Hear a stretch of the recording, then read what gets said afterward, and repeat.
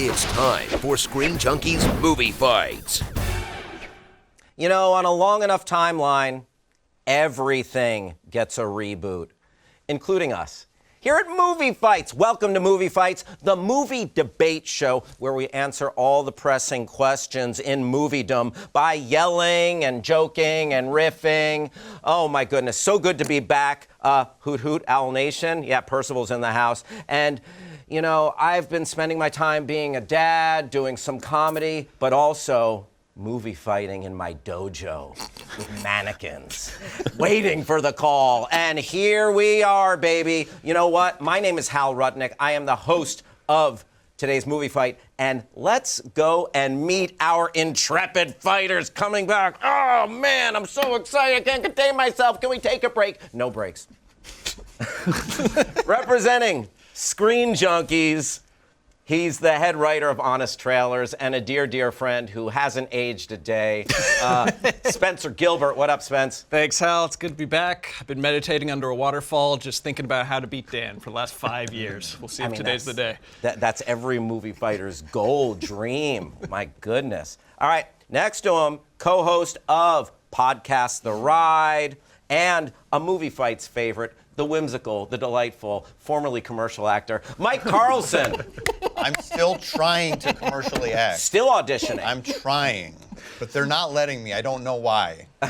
You know what? I mean, very castable. That's what I think, and I look okay. I look like I haven't aged a day, so also hasn't aged a day. Yeah. And then a third gentleman who has not aged a day as well, the man, the myth, the legend, Movie Fights champ, esteemed critic over on his YouTube channel, Dan Murrell Movies, my old friend Dan Murrell. Wow. Dan. So I was thinking of the people that were just watching the Movie Fights playlist and went from the last episode to this one, maybe weren't paying attention. Yeah. So to ease the transition, I'm wearing the same clothes that I wore. Wow. Amazing. And the last movie fight, because otherwise, people, if they're not, they're like, "What? Did everyone see a ghost? What happened? What?" blipped. We've been blipped and we came back. So this is a transitional outfit, so that you know, it's not. It's like Back to the Future 2. You want people to pass out. That's comforting. Yes, exactly. Oh my goodness. Exactly. We haven't skipped a beat. Yeah. Oh my goodness. And we have our amazing fact checker in the house. Give it up for one of the queens of fandom and Screen Junkies, Emma Fife. Hello, it's great to be here. This is actually the first time I've ever fact-checked, and it feels really nice to be in this seat. Like, the pressure's off. I mean, I'm going to keep these people honest. Let's be very clear about that. But, you know, I've fought Dan Murrell a few times, so it's nice to be on this side of things. Yeah, just make sure you dot those I's and cross those T's when it comes to those facts, and don't be afraid to call them out on their BS. You know I won't. Hell yeah. So let's go over the rules, shall we? Here's how the game works. We have 3 fighters who will clash over the course of 5 rounds, 5 debate questions. The winner will be decided by the quality of their arguments and rebuttals, not their opinions. So conceivably, something, Ernest Goes to Camp could be called a greater movie than The Godfather if the argument is persuasive enough. That's right, Vern. Right? Yep. Two with the most points at the end of 5 debates will move on to the speed round, where today's winner will be decided. I'll also be kicking it over to the fact checker, Emma Fife, the aforementioned Emma, in between rounds to make sure these aren't completely, these guys aren't pulling things out of their ass and just making up stuff or, fudging the facts, etc. And, you know, with that, let's kick this thing off, shall we? Fight's on! Come out and fight! Fight! Fight!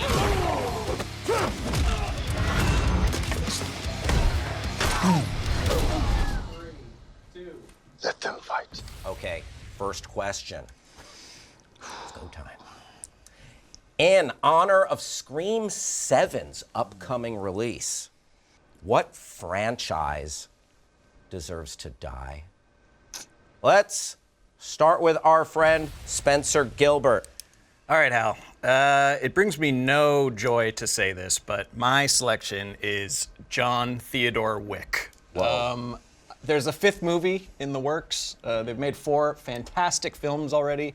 And it's like, why kill something that's making money, that's doing well critically? Because we might kill Keanu Reeves before it's over. And we can't do that as a society. This is a franchise built on physicality, on real stunts.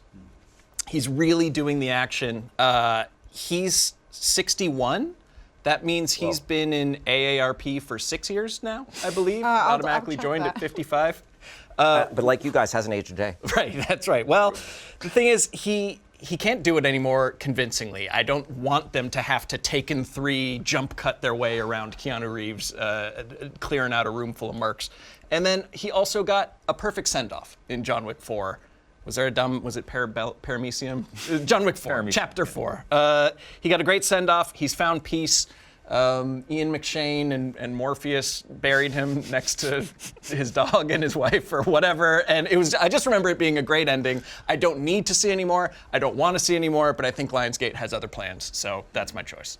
Spencer, going with John Wick. Also, please fact check whether his middle name is Theodore. Thank you. Mike. All right, I'm talking today about something that must die, an action-adventure franchise beloved by, I assume, millions, unfortunately. There are 311 episodes of this on television. Whoa. There are multiple made-for-streaming movies. There are 2 theatrical films, another on the way. What's he talking about? Very popular. I am talking about Paw Patrol. And it is enough with Paw Patrol. This is a franchise about dogs that are first responders. How many more times do I have to see a dog put out a fire?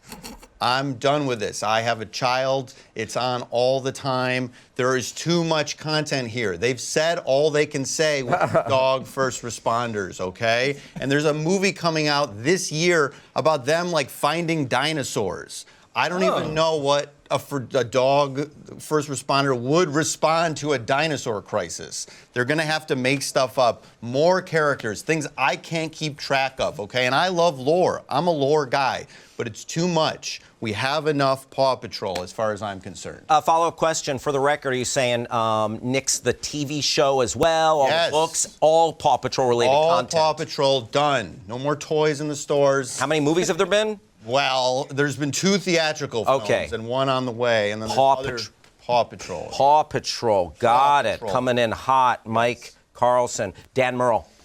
This is a difficult question because I feel like for a franchise to die, that means it's been around a while, which means that you enjoy that franchise or did at some point. Yeah. That's the case with me and my choice.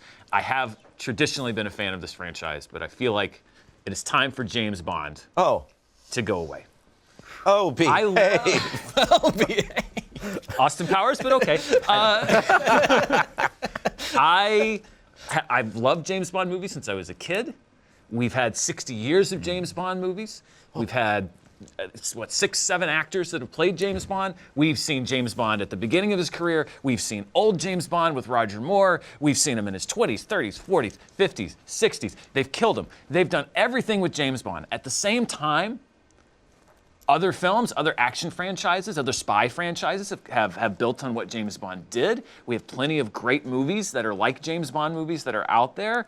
I understand that James Bond is a beloved character, but there comes a time when you just have to let the legacy rest and hand it off. This is probably something I shouldn't say while I am back on this show, but there's a time where you have to let your legacy rest and hand it off to new people. And I think that James Bond has accomplished everything it could accomplish as a franchise and then some, and showed us everything. And I think it's time for it to go. We saw everything. Now let's see some fighting. Mix it up. Jump in there. Well, here's the thing. Amazon owns James Bond now, and it is an efficient, great company that will surely make the best James Bond film you've ever seen. Hold on. Are we sponsored today? Well, no, I'm doing this for free. Okay. I can order bleach at midnight, and it's on my front porch at 4 a.m., okay? What do you That mean is efficient. bleach at midnight? Well, maybe I have a stain on Dark. my We just shirt entered a now. dark timeline. Maybe I was eating food in bed at midnight. Okay. I go, bleach, please. And bleach shows I know up you 4 like to keep hours your later. whites white. Yes. I like to Marinara look sauce? good. Like Yes. hoagie? I was eating breadsticks in bed. But you were saying an efficient juggernaut. Right. Yeah. So they're going to do that with James Bond. So yes, maybe we have a lot of James Bond. We've seen a lot of versions of it, but they're going to deliver the best one, and they're going to do it efficiently, which is more important. It's going to come in fast and under budget, and that's what I love. I love seeing movies that are insane. made economically. Mike, But the there are- PAs won't be allowed to go to the bathroom. Yes, but the art will be better because of it. Okay. That's what's nice. There are valid reasons to argue against James Bond, I think. That character is eternal. He's like the phoenix that's always rising from the ashes with a new actor, a new tone, a new director, a new adventure. He's so malleable. Like any franchise that has, the Moonraker, Roger Moore stuff, and like the gritty Casino Royale stuff, they can find a new angle. Like, why would you not trust them to reinvent it one more time? Because they found every angle that can be found. What new angle is there? They've done gritty. They've done comedic. They've done vintage. That's the thing. That's why I think Daniel Craig's era worked, because they did find a new angle. But I mean, that was the reboot. That was the young. You've done young and gritty. You've done the classic stuff. Like, I don't see. I think they're out of reinventions at this point. What if he's like really old? We've done it? We've seen it. It's Roger Moore. 90, like 90. He's 90 years old. That's what John Wick would be. You'd have a 90-year-old man. Yes. Well, tapping okay. people I with want a to talk. pencil. I want to talk about John Wick real quickly, because Yes. I will agree to the extent that Keanu Reeves has probably served his time in the franchise, at least as And what's the lead. franchise called? It's called John Wick, you but go. the thing, and you and I remember talked about this when they were coming out originally. No, never The have. great thing that John Wick did is it is built on this universe. Oh, of how lore wrong we were. and stuff. No, I would. Do you know what happens in the Continental? Do I know? Nobody knows because no one watched. Because it was on Peacock. Streaming Nobody service sees is anything fault. on Peacock. Streaming service is Nobody fault. sees It's not anything the- on Peacock. The best movie of all time could be in Peacock. Nobody could see it. We need more franchise things about buildings that were famous. There are no. we don't. Did you, building-based entertainment. Ballerina, That's a I point thought I against John actually Wick. enjoyed, and You didn't Ballerina. enjoy I did Ballerina. enjoy Ballerina. Go check my review. I have Fact check check that, the Emma. receipts. Did I Dan did And where enjoy can you it. check Best that? movie Dan in the Murrell world. Movies on YouTube. On YouTube. Shameless plug. Okay. Because I thought that it was a way to be in the world of John Wick to still deliver a great action movie, and John Wick has a big universe, whereas James Bond, I don't think has that universe. I think that Universe there's is a direction the to go. wider with John Wick gets, the worse it gets. The more we learn about, the High Table is talking to the Bowery King, and the Bowery King is talking to the secretaries with the cool tattoos. Like, it's all lame. We just want John Wick to kill. I people disagree. for I free disagree. I think that you can find interesting. I think there's some air and some space there. And Paw Patrol. These are children's films. They can be enjoyed by everyone if you have an Children open love mind. Paw Patrol. Children love it, but sometimes the dad has too much of it, and he needs. Bluey that's is true a of different all- story, but Paw Patrol needs to end. We need Children's to be done. media, you have to evaluate it on its utility, not its quality. Like, does it distract your child for 90 precious minutes? You don't have, Well, you don't AI have to videos watch. of marbles rolling distract my child for 30 minutes. I don't know. There's a give and take, but if you can put on Paw Patrol, which I assume is, vaguely positive propaganda, but if you can just get them busy for 90 minutes and go do something else, that's valuable. We have a need for those movies. Let me say the names of two of the movies. One is called Jet to the Rescue, and one's called Ready Race Rescue. There's not a synonym for rescue that they could come up with to at least make it feel like they're trying. They're not trying very hard. I feel like they need to move on to something new so they can be like reborn. Dinosaurs. It sounds like they're going Well, back in time. Exactly. I don't know. Yeah, I think that's what you dinosaurs may said. be coming to the present. You said you don't know how Paw Patrol would respond to dinosaurs. I'm interested how a dog would respond to dinosaurs. How would a team sounds like an emergency. of rescue dogs They're gonna respond be- to dinosaurs? They're going to be friends with them because they can't do anything cool because it's a preschool show. Well, they can't do anything interesting. I have See nephews. an extrajudicial murder of a dinosaur. Yes, it's just dogs rescuing hikers and dogs putting out fires and then dogs befriending a dinosaur that just looks cute and it's a little. That bigger one than had a the dog. gun. This fight has been furious. I've been learning about your takes. I've also been learning about you guys. It's so good to be back. It's so it's a great to see pleasure. my old friends. All right, now we're going to go to your conclusions. Everyone give us a summation or wrap up if you want to hit us with any more digs on your opponents and why your choice is best choice. Let's go, Spencer. All right, I don't have too many more thoughts about Paw Patrol. It sounds cool.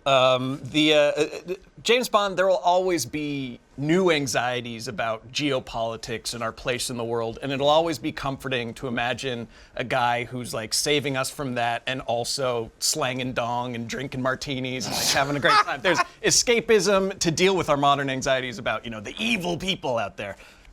John Wick, I have a sad anecdote to share. Ooh. Keanu Reeves just broke his kneecap filming. And it wasn't an action movie. It was the Guardian Angel Aziz Ansari movie. Mm-hmm. So he is on one leg doing rom-coms. Don't make this man put on the suit and cartwheel through a Russian mob den anymore, okay? Let him rest. All right. That is Spencer's conclusion on John Wick. Mike? It is time for Chase, Sky, Marshall, Rocky, Rex, Zuma, Liberty, and Tracker. Don't sleep on Tracker. To retire. They have served us well, and it's now time for them to live out their golden years. Because let's remember, dogs don't live as long as people. So making them do this longer would be crueler than making Keanu Reeves, who I believe has access to like rich guy medical stuff, and that he's fine. His knee probably healed in a week when he went to Sweden and went to some sort of clinic that heals knees in a week. Probably. So I think Keanu Reeves is going to be fine. I love what they're doing with the franchise. I'd like to know the history of each building. The John Wick, no big and small. We need to explore what materials they were made of, how many floors, et cetera, et cetera. There's unlimited. They're an assassin sweet green. I would love to know where they're eating. Who does their crown molding? Who does the crown molding?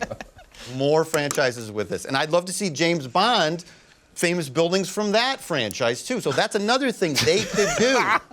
Where does James Bond go for lunch? Yes, I want to know. Is it at Tender Greens? One of the last Tender Greens that exists, I assume, because the one in Burbank closed.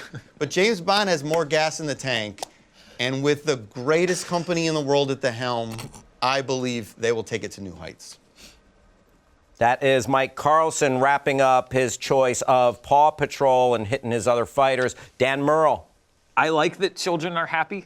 And so I'm happy that Paw Patrol is around, and I would like for kids to continue enjoying Paw Patrol. And from what I've seen, it is far from the worst thing that you can put in front of your kids. I think it's actually kind of cute and fun, whatever. My nephews watch. I don't sit home and watch Paw Patrol. Why would you think that? With John Wick, it's not just Keanu Reeves. I know that Spencer doesn't think there's an interesting world beyond. John Wick specifically has set things up. Maybe some of the stuff that's been made so far isn't interesting, but what I like is that there's so many directions you can go. If you get a great writer and a director to go, you can make a great movie about the guy who does crown molding, the architect, and he gets caught up in something going on in the Continental. You just need a great writer-director, and there's avenues to go. You can go in a lot of different directions. With James Bond, I think we've walled everything around James Bond. We've done every new thing that we can do with James Bond and every new direction. I don't trust Amazon with James Bond. Amazon original films have not. What was the last great Amazon original film that you saw? Amazon doesn't have a great track record of putting out great movies, and certainly not cheap. It's going to be expensive. It's going to be marketed so that they're going to cast somebody to get the 18 to 34 Alexa lover who does and it's going to be ridiculous and Amazoned out. This is the perfect time to say no more. We've done it. It's a great legacy. Other spies and other franchises do the thing as far as addressing the real world and have done it well. Jason Bourne, Ethan Hunt. You can go in another direction with that kind of movie. Let James Bond rest. I do like the idea of like Q showing James Bond around, but it's all Amazon originals. Get ready. Products like these are our leggings. Get ready. Look how quickly this arrives, same day. All right, that is our fight. You know what? I am going to weigh in, but first, let's go to our fact checker and see what they got right, wrong, anything. Yeah, so lots of facts about John Wick. Obviously AARP was brought up. Yeah. So this is the interesting thing about AARP is while the focus is on people age 50 plus, you can actually join if you are 18 or older, which gives you access to most discounts, AARP the magazine, and a free household secondary membership. John Wick does not have a middle name. His middle name's not Theodore. The third John Wick film reveals that while he doesn't have a traditional middle name, his birth name is, I believe these are soft J's, so it's, I believe, Yardani Yanovich. I thought his name was Baba Yaga. No. The Continental was brought up as nobody saw it, so take this with a grain of salt because it is on Peacock, but it was the #1 most popular TV show on Peacock during its release period, and Keanu Reeves, as Spencer pointed It's like out. being the most watched guy on the bus. Well, I think a lot of people take the bus, Spencer. Well, I mean, a singular bus. And Keanu Reeves did indeed fracture his patella in early 2024 while filming the comedy Good Fortune. When it comes to Paw Patrol, parents generally view Paw Patrol as entertaining, harmless, and high energy. Often praising its focus on teamwork and problem solving. So, I think that Dan's not wrong about children enjoying Paw Patrol. The 2 films, Jet to the Rescue and Ready Race Rescue, were released within a year of each other. And Mike is correct. Dogs do not live as long as people do. And as far as James Bond goes, we do see James Bond throughout the entire span of his career over all of the James Bond films that we have seen so far. In fact, we see it throughout the course of just Daniel Craig's run as James Bond because Casino Royale paints him early on in his career. But is Emma. He ever 90? He's never 90, but he did die in the last Daniel Craig movie, much like John Wick did die in John Wick 4. No one's ever really good. There you go. Sometimes you live to 90, sometimes you die. Emma Fife, great fact-checking. Thank you so much. All right, so let's just get this out of the way quick. Dan, it's not going to be you. Mike, it's not going to be you. Spencer, it's not going to be you. Kidding. Whoa. Okay, so all compelling arguments for the franchises you chose that deserve to die. Let's start with John Wick. Keanu is a national treasure. We must wrap him in bubble wrap and protect him at all cost. He's kind. He's great at things. He dates age appropriately, seemingly. We love Keanu. But they gotcha that there is a world beyond that. You said something. You said it's not convincing what he's doing. That seems like a load of BS. Future. Yeah, maybe, I don't know. Also, you didn't mention Lance Reddick, R.I.P. He is no longer in that world. That would have been a reason to stop. A point for me. Yeah, so you had some pros, you had some cons. Paw Patrol, this seemed like Mike on a soapbox. He's sick of the disruption in his household. This seemed like a dad who doesn't want it.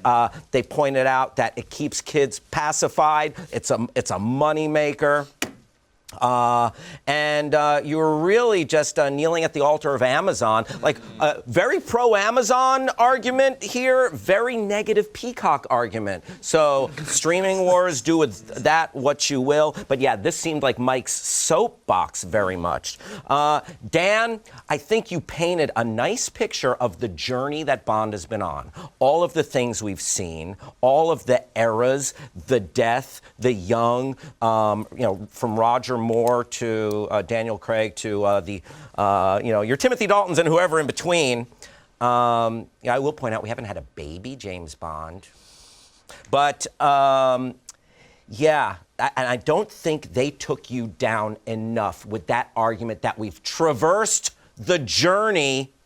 For that, even though I don't know, I'm excited to see Jacob Elordi or whoever they cast as James Bond. I think Dan takes this one. That's 1 point. Dan, the man, Murrell. Rushed off. 1 point, Dan Murrell. All right. Get shut out. I'm not going to get embarrassed. There you go.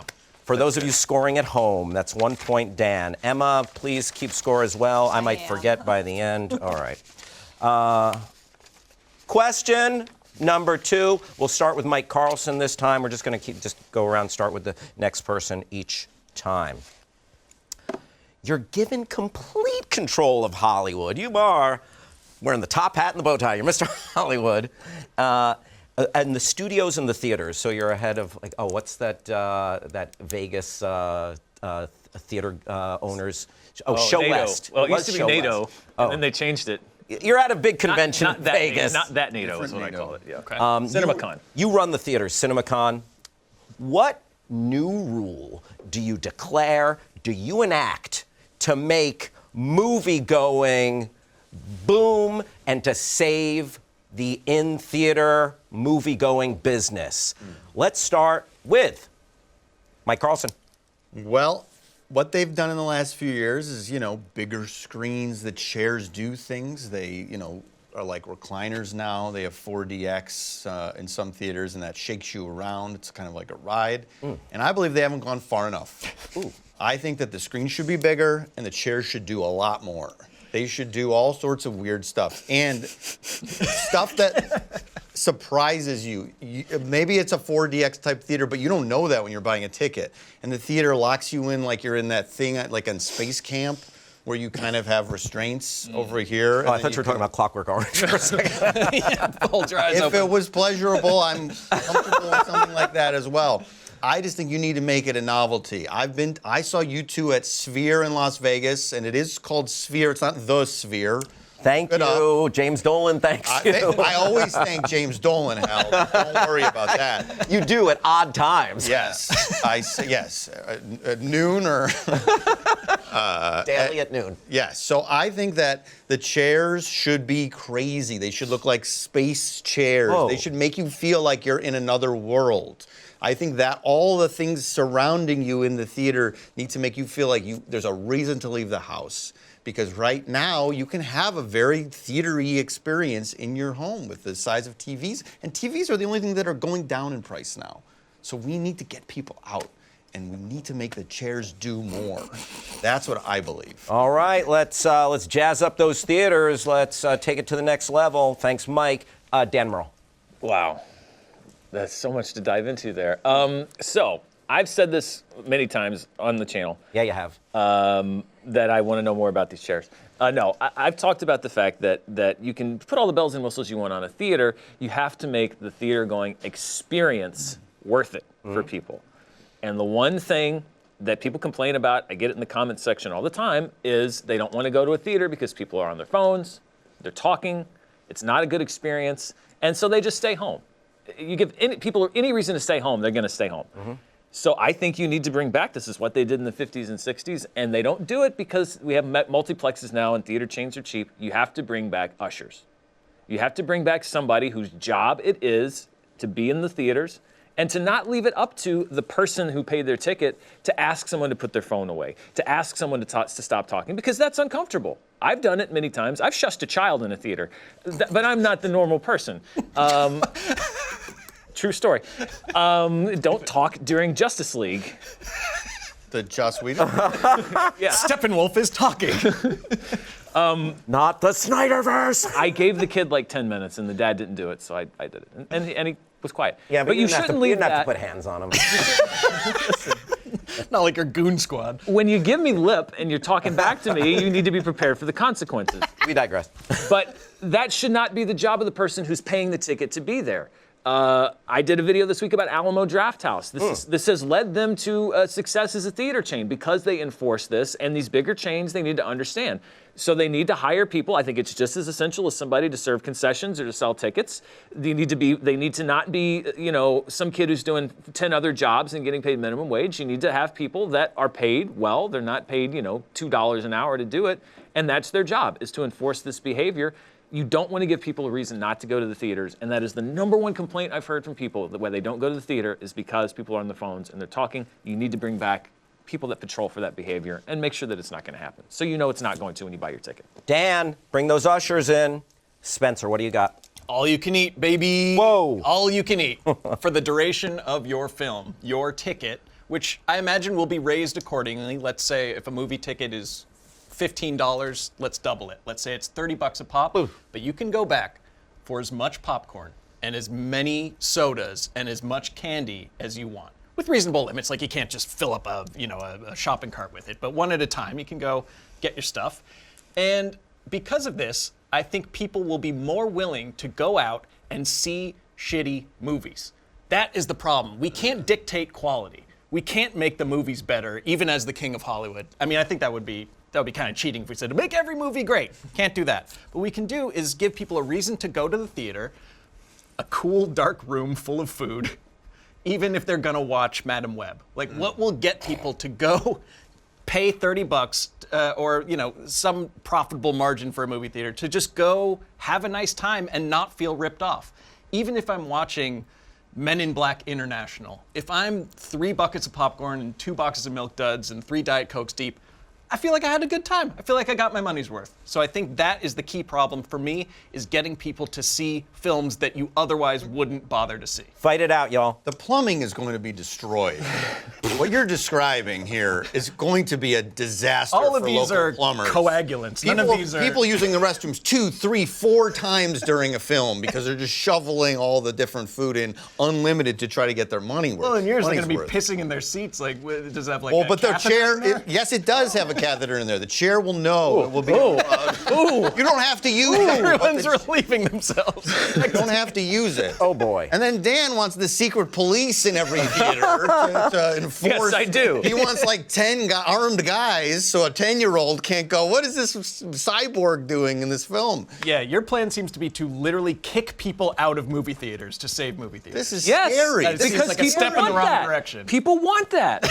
If somebody's on their phone or talking during a movie, people want them to be They kicked yearn out. for the iron fist Well, to they come do. down upon the misbehavers. People want people in these theaters that crave are enforcing discipline. this. Will They there be do. AMC jail that they get carted off to It'll be after like one Disney. offense? It'll be There's like a Disney room in jail? the back where, no, there won't be AMC jail. It's like any other business. You'll regular be asked jail. to leave. Alamo Drafthouse has been doing this for years, and that's scary why to me. people loved Alamo Drafthouse. You, first of all, Spencer, I've never gone to a movie and said, this movie would be so much better if I had 2 tubs of popcorn. First of all, This is America. I'm Of fine course with people think that. I'm fine with the amount of food I get at a movie theater. I don't need to go back. Nobody needs to go you back. care for more about food. movies. I do. People care about food. But you also said you're going to make them more expensive. Well, yeah, you have to. You have to offset the price, yeah. No, but that you don't want to make movies more expensive. I don't think that what's keeping people out of theaters is that they couldn't eat enough. I think you can eat plenty. No, it's a perception thing because you pay $15 to get in, and then you feel like, oh, I paid more than my ticket on food. What a ripoff! But if you pay $30 to get in the door and it's just a buffet, it's like a sizzler of candy and popcorn and red vines and everything. That's a good time. I think you have a buffet. They don't even need to show a movie. Available. Well, It's readily available. How much are your Secret Service members that are in theaters patrolling? I mean, those guys have to be trained. Yes, they do. That's what I'm saying. You pay them well. They do the job well. This is You're going to need stuff. to really train them because they are going to be so relentlessly bullied if you need them to take on like a group of 16-year-olds who are like vaping and yelling at the screen Yeah. like, excuse me, people are trying to hear. Again, the that's why I Justice say League." this. These are people that are very well trained, and they should be. If there's a group of 16-year-olds, now I grant you, Minecraft, that could be difficult because the theater full. But everybody in that theater, I doubt a whole lot of people in that theater were complaining about Minecraft. This is for people that want to go to movies like me that take it seriously. And yes, if there's a group of 4 16-year-olds that are vaping and talking during the movie, that's their job. Haven't heard much takedown of Mike's argument. Haven't heard much okay, takedown of the good new to technical do. First of all, it advanced sounds theaters. illegal. I'm pretty sure Vice Squad would come break up whatever Mike has in mind with these chairs. Mike didn't give us much because you just said more, and then all you came up with was restraints. The chairs would have restraints on them. in the pursuit of fun. Restraints in the pursuit of fun. is But what nobody we're going knows. for. There's going to be lawsuits. Some 90-year-old's going to have a heart attack because they went The to see chair just knows saying how more old motion. the person is. The chair knows how old It the does person because it's a is? very advanced biometric chair. scan. You're chair saying that makes you my theater ushers are scary. You're introducing biometric scanning that people don't even sign up for. Well, so that they the do. chairs can It's in the detect. fine print. Obviously, they will. But the chair isn't going to do anything weird. The chair isn't going to be mean like your guys You in said the it was theater. going to be weird. You said Freeze, y'all, gonna be freeze, interesting. freeze. Okay, let's go to our wrap-ups. Everybody, hit us with your final thoughts, starting with Mike. The only way to engage people is to give them no choice, but in a positive way, not with fear, not with fear. A screen that's so massive, you can't even look away. The screen envelops you so much that maybe you think about checking your phone or you think about looking and being a disruptive teen. But the screen's here too. I've thought I about forgot. being Now I'm engaged again. So that's a big part of it. And yes, the chair can do all sorts of things. You're watching Wuthering Heights, and it's giving you a back rub. It's relaxing you or something. That's going to engage you. That's going to make you a little more. You're going to feel what you're feeling on the screen there. Oh, Margot Jacob. Yes, right. And you're going to start giggling, and it's going to be nice. This is fun. This is good, and this is positive. These things are scary to me. Both of these choices. I'm trying to engage. You'll be okay.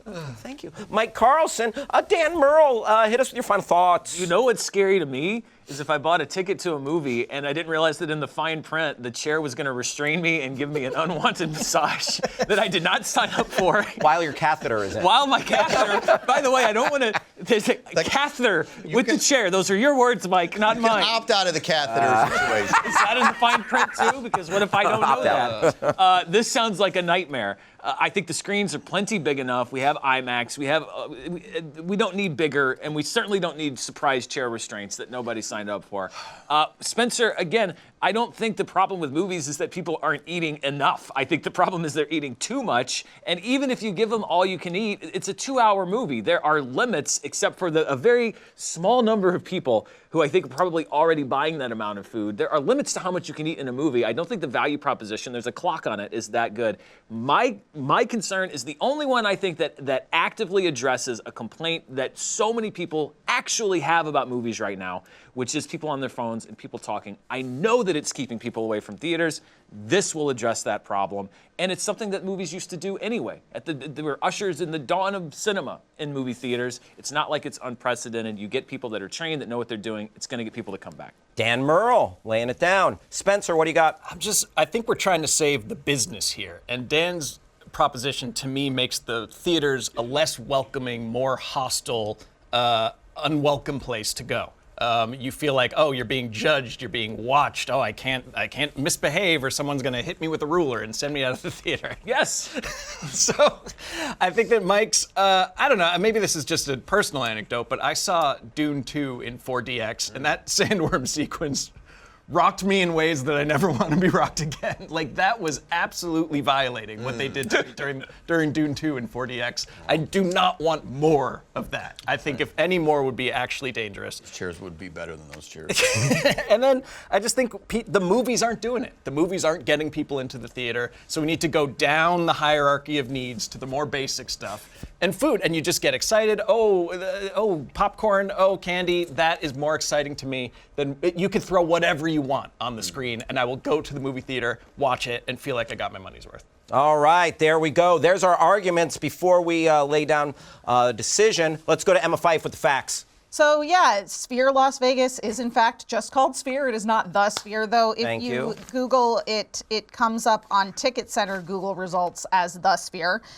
There's currently 16 theater usher listings in Los Angeles on Glassdoor.com, but they don't mention anything about enforcing policy. Also, Dan, there's no way you can only pay ushers $2 an hour because current minimum wage is $7.25 an hour. Couldn't find much about audiences necessarily wanting, theater audiences in the movie theater sense, wanting to have stricter enforcement policies. However, I did find an article about Broadway audiences saying if Broadway wants to attract new audiences while retaining longtime theatergoers, it has to take the audience experience seriously, clear policies, visible security, and staff who are empowered to act before situations reach a boiling point. So clearly this conversation is happening. And all the you-can-eat buffets apparently were making a major comeback as of 2023, according to an article on today.com. Emma, awesome. Thank you so much for being informative and delightful. So, Dan, the New Beverly also has the no phone policy, and a guy got kicked out for using the phone. There was someone took out their phone as he was getting ejected, and you can probably find that video online. So I'm getting ejected from Quentin Tarantino's New Beverly here in Los Angeles. You know what's scarier than his chairs? These military-trained ushers with non-lethal munitions telling you to be quiet in the middle of a movie. You don't want ushers. You want shushers, professional, militarized. I don't know. It seemed a little bit oppressive, but also I do like the suits. If you lean more into like a cap, kind of like dressed like a bellhop, I don't know. You might have sold me a little bit.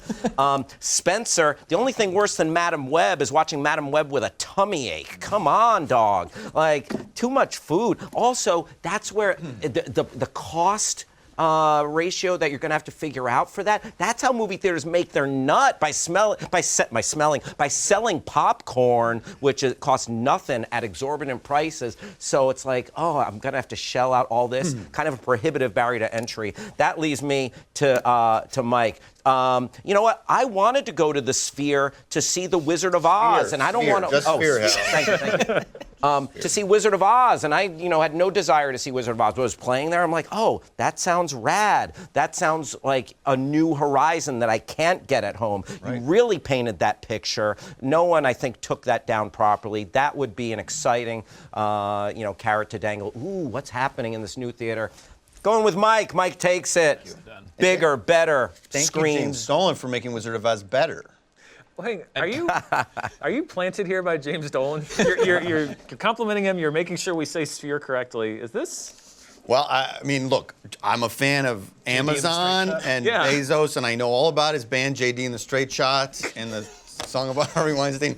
I know all about the lore of James Nolan. Yes. How he's alienated New York Knicks fans for decades. I'm okay. Clear, yes. Question number 3. We're tied up. 1 for Mike, 1 for Dan. Spencer looking to get on the board.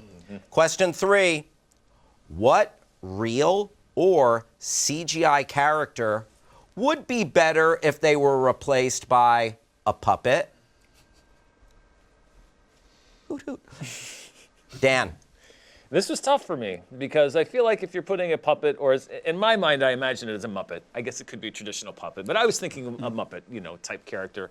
You don't want to hurt a movie just for a novelty, And so I was thinking very, very difficult, and I decided that I think that Joel Schumacher's Batman films would have been better if Chris O'Donnell as Robin was a puppet or a Muppet, if you will, because I think it would give it the element that those movies were missing.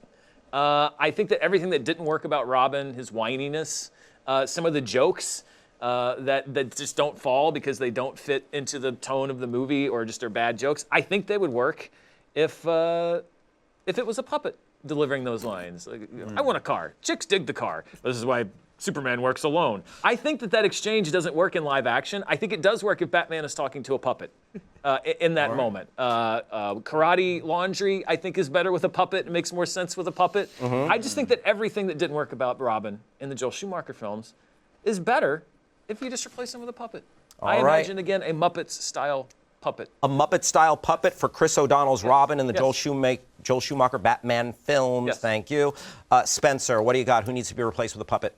This is maybe some recency bias, but I just watched Train Dreams, and I want to replace William H. Macy's old eccentric lumberjack character, Arn Peoples, with an old wooden puppet, an old-timey marionette. I think this works on multiple levels and actually improves the character and the film. He's this character, he's kind of like this sage lumberjack. He sings, he plays the harmonica, he gives life advice. And he dies. Oh, sorry. Spoiler alert. A log falls on his head. Basically, everyone's dying in this movie. You'll find out pretty soon. Oh, yeah. But I think the puppetry of him will only make the character better because this is a film about life moving past you and you feeling kind of out of time and out of place. And he's this symbol of this older generation that, can't really keep up with the times. And replacing him with a wise old wooden puppet, I think, works on multiple levels. Okay, William H. Macy in Train Dreams with a marionette. Mike Carlson.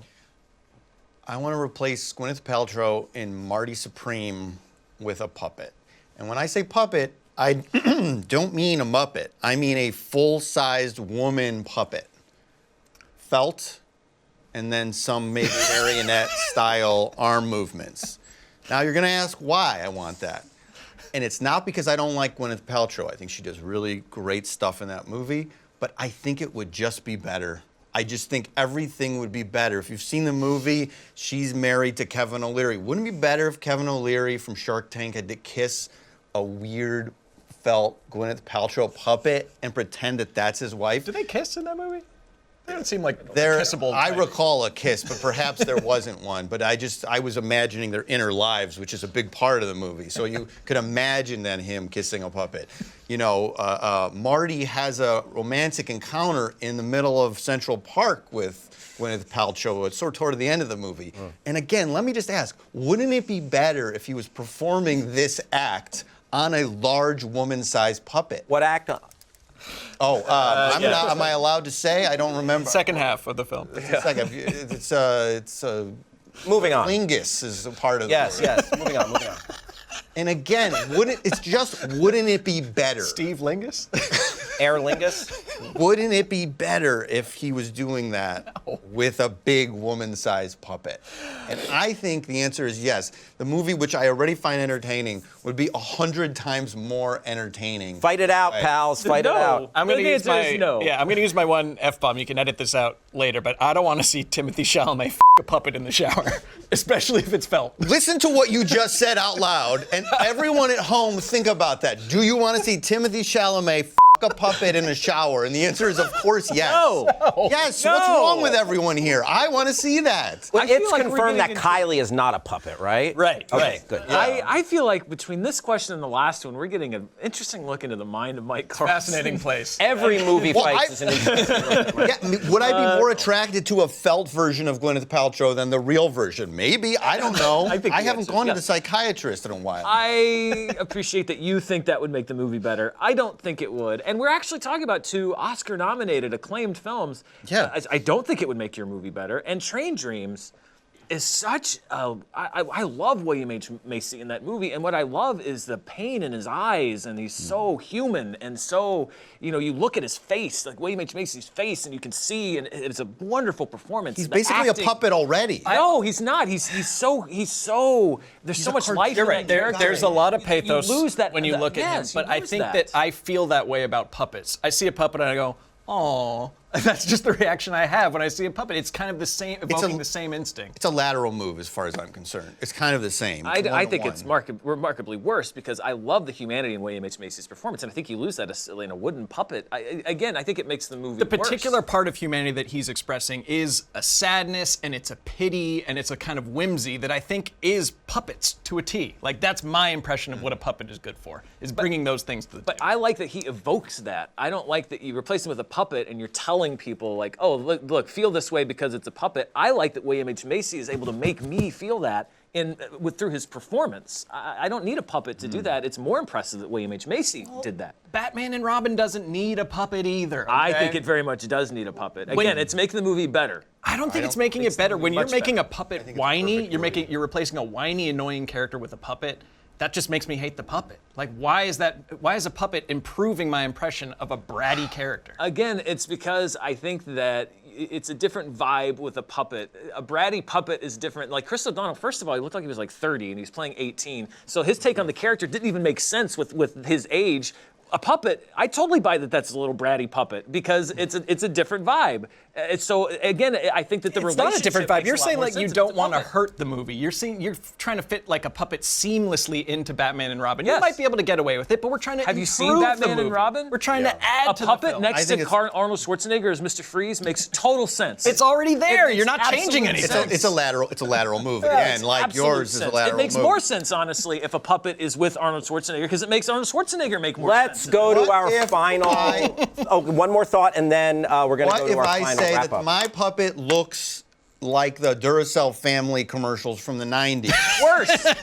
Better, I think, Trying because to it's not remember what that. you're thinking of as a regular And puppet. pull up a picture of that. The to Duracell. pop Can on we get a screen. picture of the Duracell family? All right, Famous let's- ad family.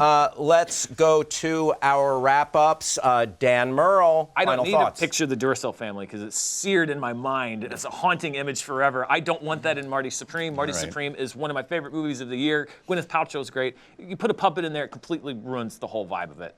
And same thing with Train Dreams. I see where Spencer's coming from with Train Dreams, but again, William H. Macy's performance, and he only has about 5 minutes of screen time, is so good, and it's because of what he's able to evoke through his humanity and what you lose when you put a puppet in there. So, with Mike, I would agree. At best, it's a lateral move. I think it's a major downgrade for the film, whereas I'm taking two flawed movies that are already over the top, that are already cartoonish, that are already ridiculous, and replace one of the weaker elements of that with something that I think enhances the camp that people already love about those. Question, will the puppet have a nipple suit?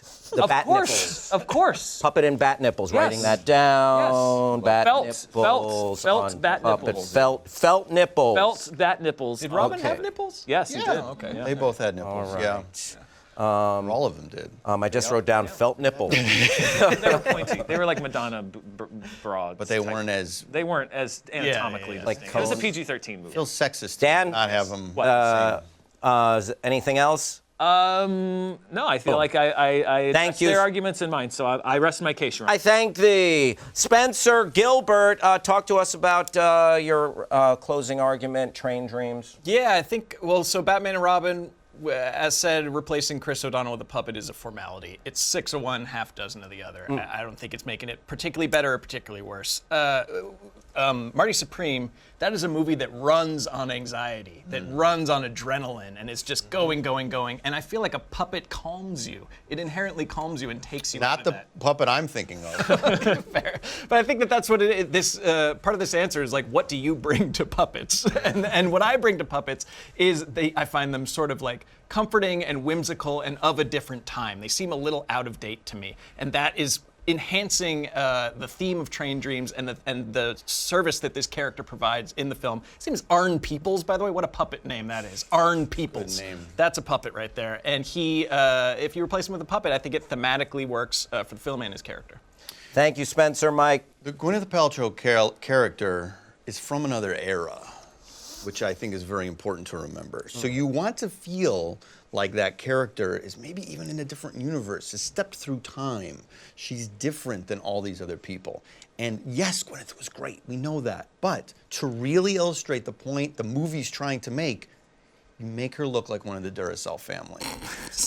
She's going to really stand out that way. And then Spencer made the argument for me when he said, do you want to see Timothée Chalamet do something with a puppet in the shower? The answer is yes.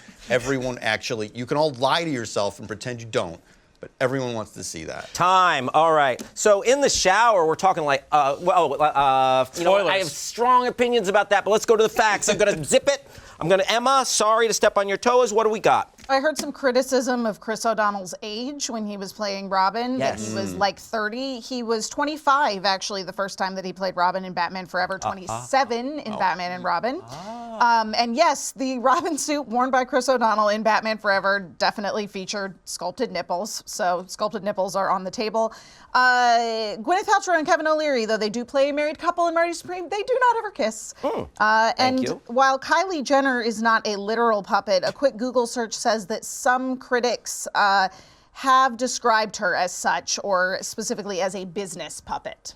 Wow, a billionaire business puppet. Wow. Sick fact checking, Emma. I like it. All right, so I was going to say, you know, you yourself, Mike, said that your puppet was going to be made out of felt, and then in a shower scene, that felt's going to get all wet. Like, okay, logistic nightmare. But there. it would be interesting to see what it looks like when it's wet. Also, the beginning, that's true, but like saturated and like, I don't know. I think It would look odd, yes. it would look odd. And then much of your argument just seemed punitive for Kevin O'Leary. Like you just wanted like I don't like Kevin O'Leary. Let's have him like, you know, make out with a puppet and look ridiculous. I love him like I love Amazon and Nolan. Dan made a great point about both of y'all that like these are Oscar-nominated films, these are lauded films, and this would yank the rug out from the reality that we try to get immersed in. But then Spencer, you know, it was really strong when you said there is such a different tone and a different time, and you started to paint that picture of that marionette being different. But Dan nailed it when he said William H. Macy is so soulful. I watched Train Dreams on Netflix. William H. Macy, like that performance is lovely. So it doesn't improve. You know, y'all are saying Dan's choice is putting a hat on a hat. It's already silly. Yeah, it's campy and weird, and like let's go further with that. Let's take what's already considered not great movies and go in that fun, weird direction. A puppet with nipples, you know. But not in the shower. I want to make it very clear. But not in the shower. You know, all fun choices. Yours, like, these would become different movies. This, I think, would lift the content. Gotta go with Dan. It's 2-1 Dan. All right, y'all. Or not. Question number 4. 2-1 Dan. 2 Dan, 1 Mike. Spencer looking to score. Wuthering Heights had the best weekend at the box office so far this year. But who is the most romantic couple in film history? Spencer, back around to you. Start it off. At the risk of giving a sincere answer, I really think that Before Sunrise, Jesse and Celine, played by Julie Delphi and Ethan Hawke, is the most romantic couple in film and the most romantic movie I think ever made. It's really just 2 strangers kind of spending the day walking around Vienna, getting to know each other before his flight leaves in the morning. And the tension comes from them finding out that, oh shit, we might actually be soulmates. So you have this beautiful, complete lack of tension at the beginning, because what could be lower stakes than just kind of walking around with an attractive stranger and you feel like you're never going to see this person again. You can totally be yourself, talk about anything, say anything, and they do. And then as time goes on, it's like, oh crap, we might be perfect for each other, but you're about to leave. And it's that yearning, the yearning that is in their gaze and in their physicality and in just the things that aren't being said, like, I think I just met you, but I might love you. It doesn't resort to that kind of corny rom-com stuff. It just feels very real and very tense in, I think, the most romantic way. Ooh, I just met you. Maybe This is crazy. Mike. I like classic French-style romance. Oh, tell me Okay, more. ooh la la. I like ooh la la. I like sweeping a lady off of her feet. Call me old-fashioned, but that's just how I am. So I've chosen Lumiere and the Feather Duster from Beauty and the Beast, because this is a hot and heavy romantic couple. Lumiere, one of the most charming film characters of all time, perhaps the most charming, and Feather Duster, they're in a relationship. And what I like is you don't see so much of it. Again, you think about their inner lives. You think about what they must have been like when they were humans. So you kind of create a lot of it in your head, which is nice, because I don't love salacious stuff, even though I was saying earlier, I don't love salacious, but if Marty Supreme's gonna have a romantic scene, that's what I wanted to see with the puppet, of course. And maybe that's just me, but I like it that we're left imagining the dancing and the ooh-la-las behind the scenes for Oh Lumiere yeah, and it's the like Feather Duster. it's like Jaws. It's what I imagine is happening. Right.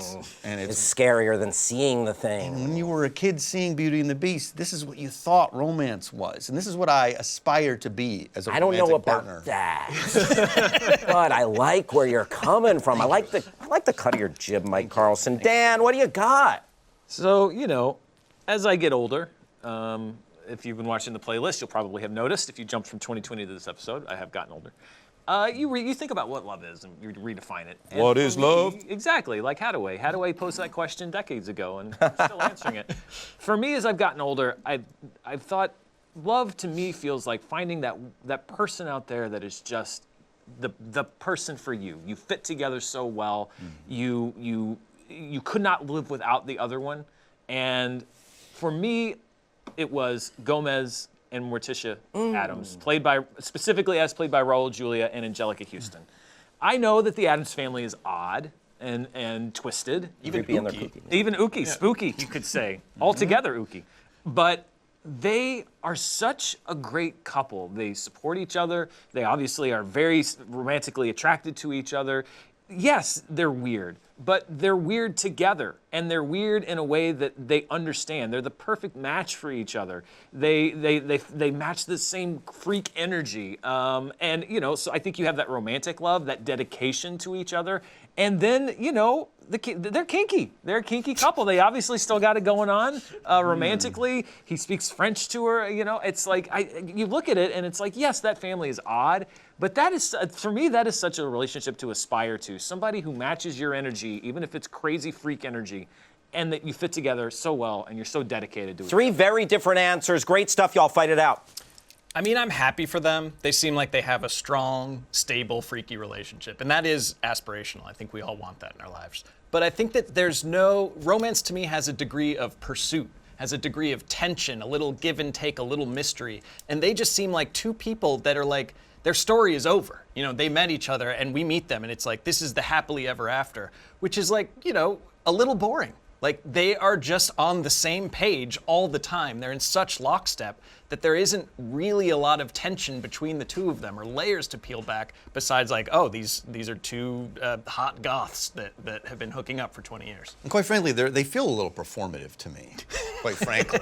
They're a little bit too showy, okay? And they're not going behind the curtain like Lumiere and Feather Duster. They're very showy. They're kissing in front of people. Like, come on, what are you trying to prove, Gomez? I mean, really? Nothing. That's what's beautiful. They don't have to prove If you were with anything. your friends and your friend started kissing his wife's arm up and down while you were with them, you'd go, what is the deal with that? I think a lot of people would look at it and say like, wow, I remember the days when I was freshly in love. And that's what I think is what I love about Gomez and Morticia is it's not boring because Gomez is always pursuing and always making the effort and always saying how much he loves her and how much she's attracted to his wife. And Morticia's the same way. Like, I think the boy she's version, the same way. They act like they are still young and in love, and that's my problem. Briefly, if I may, with Before Sunrise, is I think it's a great picture of young love, a very specific type of love.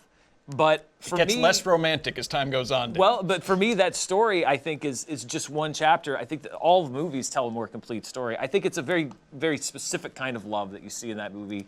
That's limited to being 21 or 22 years old. Yeah, and I'm saying romance is a specific type of love. It's not, I mean, it's great to have romance in a long-term relationship, but it's about kind of the bloom on the rose where you're like both like feeling these intense feelings, and then it falls into like a stable, loving relationship where we meet Morticia and Gomez. We haven't really dinged. We got to talk about Lumiere. Mine is the happy medium between these two. Gomez is like Mr. You know those guys you're like, oh, that's like a wife guy, and then if you find out he's been cheating on his wife for like 10 people, it's just like the effort put forth to prove he's a wife guy is a little too much, and you got to be suspicious of that behavior sometimes.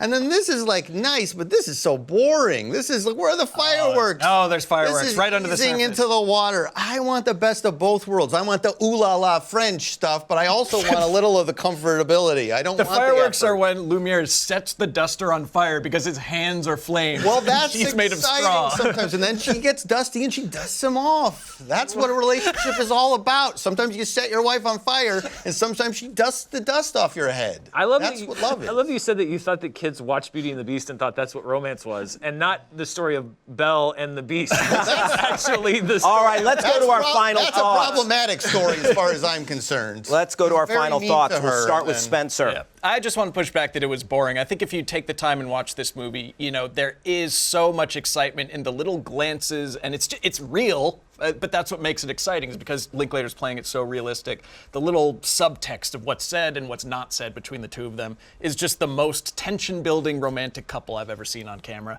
The Lumiere and the Feather Duster, I think they're even better examples of like ooh la la, balls to the wall French romance. I don't really remember much about the candle from Beauty and the Beast and his girlfriend. And then Dan, I just think that they're always on. They don't have too many layers to them. I don't think there's enough layers to peel back to really get engaged in the romance there.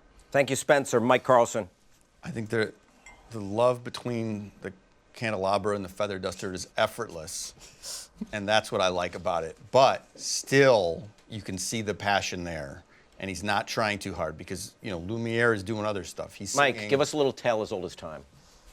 Well, that was. I just want to hear you sing. Tale as old as time. Give us a little Be Our Guest. Be our guest. All right, continue. Well, I mean, I guess at that point I'm out of things to say, but I just think this is the perfect mix of both of these characters, and that's what I like. It's a perfect mix. Nice. Dan. Yeah, I mean, Lumiere and the Feather Duster, I mean, it's maybe 2 minutes out of an entire. It's hard for me to say that that's the best love story of all time. They're cute cartoon side characters, and that's what they have, cute cartoon romance. But that for me was it. I think Spencer and I, we're just sort of at philosophical. We're at two ends of the spectrum here. For me, the love story is not so much how it starts; it's where you end up. What is it? What is the rest of your life going to be? And for me, that's why I picked Gomez and Morticia, is because they're gonna be together forever, and they still love each other, and they're still committed and still passionate for each other. That for me is romance. I understand where Spencer's coming from, but for me, like, that's the story of like the beginning of a romance, which is a different kind of romantic. I just think it's much more romantic when you see somebody who is spending their life together and ends up so in love and so devoted to each other. Boom. All right. All three rather enjoyable. Emma Fyffe, what do you got? So not too much in the way of facts here. There was some paraphrasing of quotes when it came to Before Sunrise, but that's okay. They were all very much in the vein of the kind of quotes that we do get from that film. And there was some mention of the characters' ages. Jesse and Celine are supposed to be 23 in Before Sunrise. They are then 32 and 42, I believe, in the subsequent films. Also, the Feather Duster in Beauty and the Beast has actually had 3 different names across the course of different iterations of Beauty and the Beast. Yeah, apparently in the 1991 film, her name is Fifi. In the Broadway musical and in House of Mouse, she is Babette. And in the 2017 live-action film, she is Plumette. Wow. Really nice fact-checking on that one. Emma, thank you so much. Appreciate you. Okay, so that doesn't help your cause, Mike. Doesn't resonate enough to like have the name consistent. But we'll come back to that. You know, Dan, you take it. But then you did. But then you didn't. Oh. Like, you really had me. I love that they were letting their freak flags fly, their romance, their kinky. There's so much there. But then I think Spencer dinged you with, oh, the story is kind of over. That chipped at the armor of the romantic narrative. And then Mike calling you out for them being a little creepy, all that, like, arm-kissing stuff out of context. It's like, whoa, we're trying to eat dinner over here, you guys. Put the arm away. I think they both just brutalized you, Mike, with that. Belle and the Beast is the romance in that movie. Also, I think you missed a golden opportunity to talk about the romance brought together. They became a feather duster and a candle because of what? A witch's spell or something? So the trauma they survived to still love each other and have a positive attitude. I think that would help your cause in my book, getting in a little bit of the Beauty and the Beast lore. Sure. It belongs to Spencer. He nailed it with, in the beginning, the yearning. It really connected to the verbiage of the question, the most romantic couple in film, and the young love, the glances. They tried to chip away at you, but they weren't having it. I think you painted enough of a picture of the most romantic couple. Spencer's on the board. Right. Bang. Okay, this one's going to decide who will go to the finals, the speed round. Again, the score is Dan Murrell 2, Mike Carlson 1, Spencer 1. Question number 5. Now, the last time we did a ding-dong movie fights on this channel was back in February 2020. Ooh-wee, I remember those days. What is the best movie released since then? The best movie released since February 2020, our last movie fights. Let's start with Mike Carlson. If you go to Google and you Google the mighty Akron, the character, the big majestic beast from Avatar, if you Google the mighty Akron, I am the first result. That's not a joke. I believe I coined the phrase the mighty Akron on movie fights many years ago. And I can happily report to you that the recent Avatar movie, Fire and Ash, is the best film that's come out since we last movie fought. This thing rules. It's got fire Na'vi, it's got even more creatures, and it's got, and look, this is sort of a theme of this movie fight, it's got romance, and it's got some sexuality in it. The best stuff is this new character, Varang, I actually can't remember exactly, but that's not the point. I remember the fire in her eyes when she's making Listen, if she's Varang, I don't want to be Varite. Exactly, Hal. So Fire and Ash, Avatar Fire and Ash, and it's going to keep. I hope I am the next 2 results after we have this movie fight today, when I coin various terms. And what was that Google search again? The Mighty Akron. The Mighty Akron. All right. Dan Murrell. You know, best movie questions are usually tough for me to answer because there's so many different kinds of movies and I see so many movies, but when people ask me what this question essentially is, what the best movie of the decade, because it's 2020, it's actually been easy for me to answer because for me it's Oppenheimer. I think that movie is, number one, a fantastic movie in its own right in the storytelling, the story of, you know, this guy who's unleashed this destructive power and then it's kind of dealing with the consequences of that and how the government treated him. So on a story level, I think it's fantastic. On an acting level, the performances in that film, top to bottom, incredible. And then on a technical level, just what Nolan did with the camera and the use of IMAX and with sound, like every movie, every box you have to tick off, I think, to make a great movie. Oppenheimer ticks it off every single time. And also a hit, a movie that people enjoyed, that critics liked, that they went to see, an R-rated biopic that's 3 hours long that was actually popular with audiences and drew people to the theater. For me, it's Oppenheimer, and there's Dan Murrell going with the Oscar-winning Oppenheimer. Spencer. So after February 2020, Yep. or a month later, I guess, things have been pretty much downhill since then for everyone and everything. Would you agree? More or less. Mixed bag for sure. I will say that in dark times, when we've been pretty despondent, and you're wondering, can I feel joy again, much less at the theater, a film came out that answered that question, and that film was RRR. Ooh. That was just such a joyful celebration of everything that's possible in a cinema for me, that lifted my spirits in a way that this medium I don't think has before or since. It really has everything. It's maximalist. It's got obviously romance. It's got singing and dancing, and it's got action that reinvents an action genre. Well, not really, it was new to the type of action was new to me that I'd never seen before and never knew was possible until this movie came out and was introduced to American audiences, and that's just the best time I've had at a theater since then. Drop the gloves, get in a scrum, fight it out. I feel like I want to channel classic SNL David Spade here. And say, like, yeah, I liked Avatar Fire and Ash the first time. Oh, and it was called Avatar 2. Avatar Fire and Ash, for me, was a complete recycling of the last movie, which for an Avatar film, to reuse so much, so many, the battle was in the same place. The villains were the same. The boats were the same. The whales were back.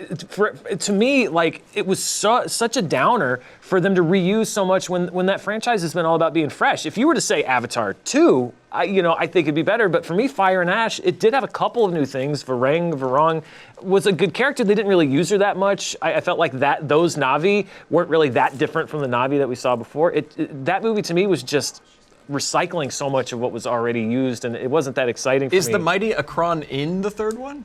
There are, Akron is, yes, the mighty Akron is in the third one, but there are other mighty characters as well in addition to it. And I thought that movie actually built upon everything. And yes, of course, we're going to go back to the oceans of Pandora because there's some of the best cinematic places to exist. You're talking about a movie making you feel good. I only feel good when I'm on Pandora. That's the only place I like. You have Na'vi syndrome. So that's what I like. But I noticed that you were, even you, whose this favorite movie is, could not remember certain characters' names. I mean, these characters. It's not about the characters' Exactly. names. That's always It's been not a weakness of the Avatar franchise. Neytiri and Jake and by 3 movies and like 10 years later, we can finally get Neytiri and Jake. But they're It's not introducing about the people names. like Varang. It's just another sexy Na'vi. I'm sorry, but they're all pretty sexy, Mike. They are all pretty sexy, but this takes sexiness to a new level, okay? This is the star, and they're talking about sequels. This got me hungry for sequels. This got me I was always hungry for sequels, but now I'm hungrier. Well, if you're hungry, you're gonna wait because they come out like every 7 years. And that's what another good thing is. It takes a while. We're not Star Warsing this to I think death we every forget. 2 We months. forget what's happened. When they so go they have to Earth, repeat themselves. When Quaritch and Varang are on like the red carpet at the base, I go, oh yes, I want more of this. All right, we're spending a lot of time on Pandora. That's what I feel good. That's what I feel. Let's venture to RRR land and Oppenheimer. Sure. RRR, I think, is a good movie. If this were like best favorite scene since 2020, then that So many to that choose dance. from. but The dance I off. think How about when he throws a dance off. tiger at a British man? Again, for me, RRR is more about moments. The And there are movie so as a many. whole, there are moments between the movie as a whole that stand out. Like for me, I haven't gone back and rewatched the whole thing. I've gone back and rewatched certain scenes or certain moments, and it's not a bad movie. But that's what the movie is for me. It's more like good parts. Oppenheimer, I think, beginning to end, top to bottom, is incredible. I think that people sit down and watch the whole thing. They don't just think about this scene or that scene or this song. I haven't gone to revisit Oppenheimer because it's depressing and it's a downer. And it's a great movie, but I don't think that it really brings anything beyond Chris Nolan, for all his gifts and curses, it's still just kind of focused on like the analytical, how did this happen? How did this come together? He's still obsessed with these like detached genius characters. I think it's my favorite Nolan movie. I think it's maybe the best version of him that I've seen, and I think he's trying his best to bring character and maybe give a woman a line or two and maybe work on the sound mixing a little bit, but it's just a slightly improved version of Nolan rather than something that was, to me, completely fresh and exhilarating. I mean, I just don't look at it through the lens of Christopher Nolan. I look at it just cinematically. I think it was far beyond anything we've seen from him before that I think transcends just being a Christopher Nolan movie. I think it's a great movie. Yeah, it is, you know, it's not the happiest movie in the world, but I don't think it should be used against a movie. If it happens to be a bit of a downer, I don't think that affects its greatness. I guess rewatchability, I do think. I mean, look, I feel that movies are windows into another world. And when I'm looking through the window, I want to climb through the window. And this Fire and Ash makes the window, it's a nice clean window. I want to open it. I want to climb in. But what These makes other that any two different movies- from the last two? Well, it's better than the last two because it's got cooler stuff. See, I disagree. I Builds think on it. It's all one of a piece. I honestly, to be fair with everybody, I don't think of these as separate movies. I think of this as one long movie, and it's just a long story being told. So I think these ascend to higher art than actual movies. My issue with Avatar, the franchise at this point, is I can't divorce my resentment that this is keeping James Cameron from doing anything else at this point. And it's like he's just going to keep going back to the same well. And now there's blue Navi, now there's red Navi, and then the next one there'll be green Navi, and there'll be yellow Navi. It's like, that sounds good. Just do so. He delivers so many bangers and so many cool franchises that I would love to see him do something else before he's gone. Let's get into our closing arguments, starting with Mike Carlson. I want to live there. Mic drop? Let me live there. Take me back. Let the boy live on Pandora. Take me back. Take me back. Thank you. I'm also the first two results when you search my name. How do you spell Akron? I-K-R-A. Oh, I was way off. Yeah. All right. I'm sure Emma Akon. Fife is busily searching. And it's one of them is a fandom article here Nice. with a fan drawing of me on the. All right. He knows where his bread is buttered. So can we get a shot? Is a fan Oh, yeah, drawing pop of Mike that in. Carlson writing the mighty. Pop that in. Nope. Dan Murrell. Yes. For putting the window analogy, Avatar: Fire and Ash was the first time I looked through that window and kind of shrugged because I'd seen the view before. And again, just picking that movie specifically, I think hurts it because it's even less innovative than the second movie, which would also have qualified for this question. So I don't think Mike even picked the best Avatar movie that we've gotten since 2020. I think it's good, but best movie of the decade, I don't think so. Again, with RRR, like I said, there are great moments and great scenes, and it's a good movie, but it's not one that I go back and watch in totality. It's more like I remember certain specific things about it. Yeah. And Oppenheimer, for me, again, I think when you talk about the greatest movie of a certain period of time, it's got to be singular. It has to stand out. And Oppenheimer, for me, is the movie that I can't point out another movie that was like it. It's so crafted in such a way that I'd never really seen a movie crafted before. And so immersive for me.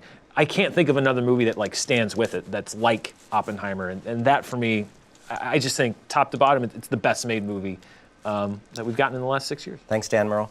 Spencer. I mean, I can think of many movies that stand with it and alongside it. There's Inception, there's Tenet, there's the British Beach War thing. What was that one? Dunkirk. Thank you. All worse movies. British Beach War, I think, is the alternate title in different countries. And then, I think that you call RRR a movie full of great moments, like that's a dig on it. I think that there's only one standout moment from Oppenheimer, and that's when the bomb explodes. And otherwise, it's Nolan's usual puzzle box thing. And again, it's a perfect execution of that, but I don't think it elevates much beyond the rest of his filmography. Whereas RRR is just so exuberant and so joyful and reminds me of why I love the movies and brings you everything from singing and dancing to action to also has politics in it. It throws everything at the screen and it all stuck for me. All right, time. Man, what three very different movies. Emma Fife, let's go to the facts first.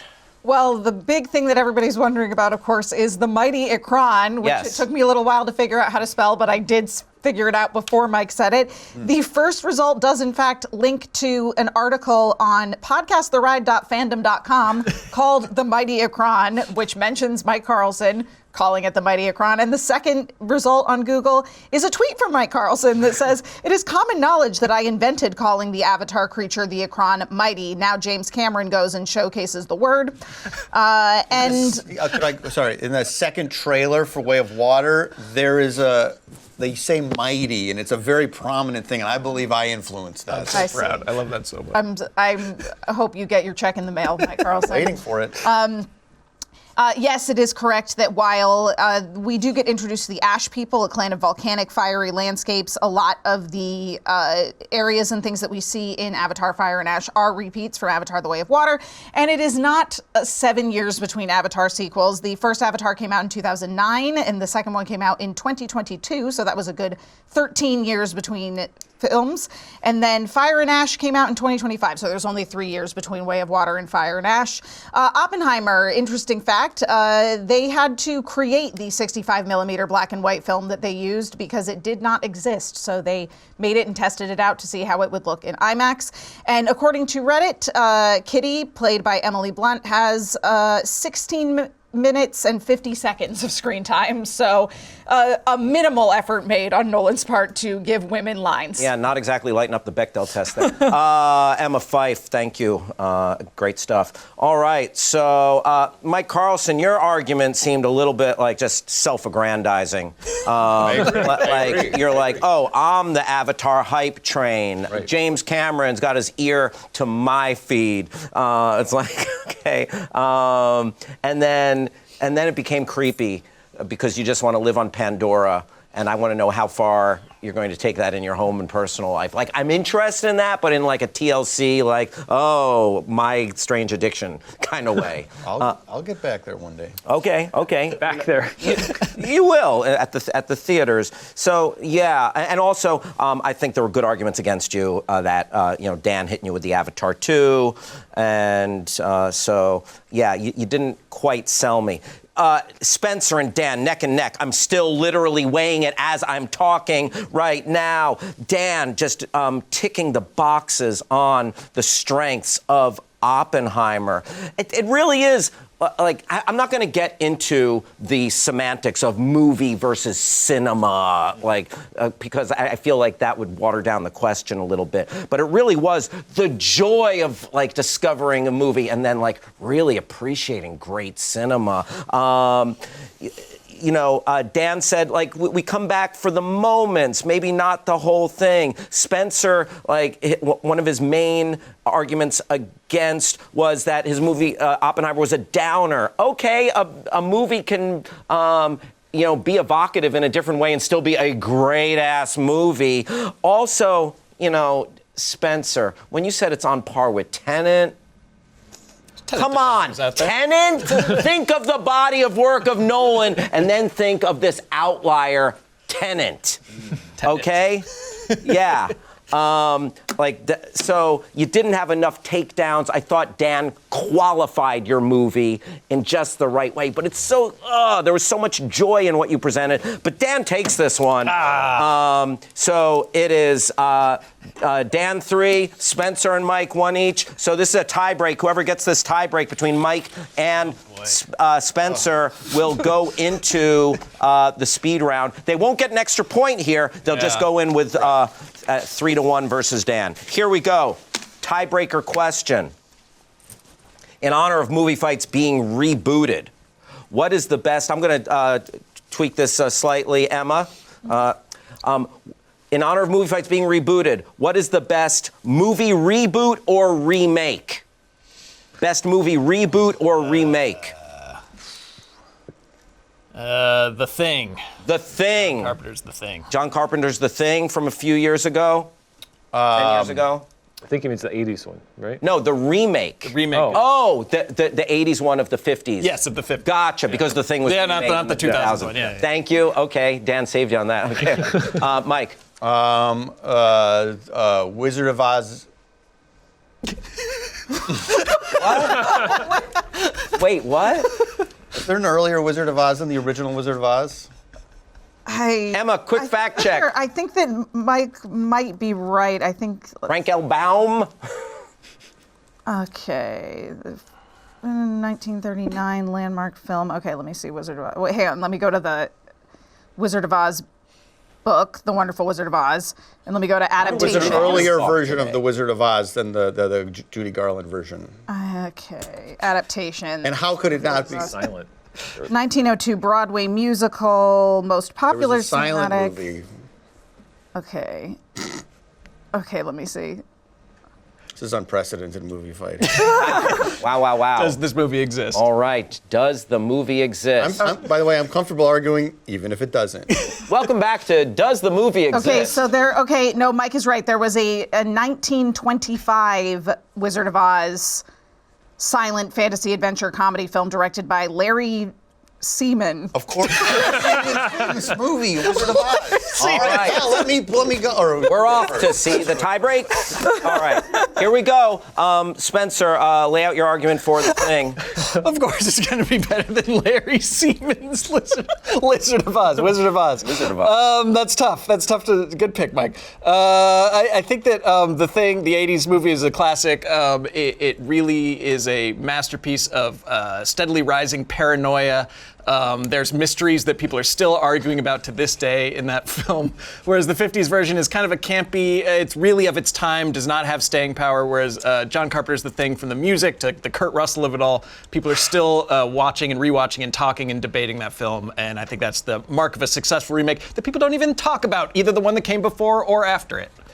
Mike, Wizard of Oz. Larry Seaman's famous Wizard of Oz that we all know about was clearly not as good as the Judy Garland version. That's the most iconic movie of all time. But the fact that we're not talking about Larry Seaman so much, and that we had to wait to find out if Larry Seaman's version even existed, that proves to me that Wizard of Oz, that's one of the best remakes of all time. And then let's also thank James Nolan for doing a new version of it, because it's lasted all these decades. So sorry, Larry Seaman. Thank you, James Nolan. Wizard of Oz is the greatest remake of all time. Slug it out. Punch and Am I fighting Seaman? Am I fighting Dolan? Or am I fighting? What about? You can't fight any of them. Maybe Larry, because he did a subpar job making Wizard of Oz. He didn't make a classic version. I do think that there are other, obviously Wizard of Oz is a great film, stands alone, but there have still been successful remakes or reimaginings of The Wizard of Oz.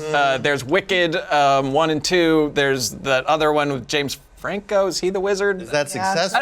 It made Mila Kunis. It made $1 jillion. So there's clearly other people have had a swing at it and succeeded where Seaman failed. But I think. But who did James pick? What did he pick when he went with the Sphere? He went with the Judy Garland version, not the Larry. That was a Seaman disaster. That was an affront to film. It saved Sphere. It's made like $250 million. Really? It sold out as $200 a ticket, and people keep going for some But that's reason. not a reboot or a remake. That's just widening I'm it just saying that to a proves the spherical lasting shape. ability of the film. He would have gone with the Larry Seaman version. They did edit the movie. It's a shorter version. But it's the same movie. Dolan maybe Dolan made the movie better. We don't know.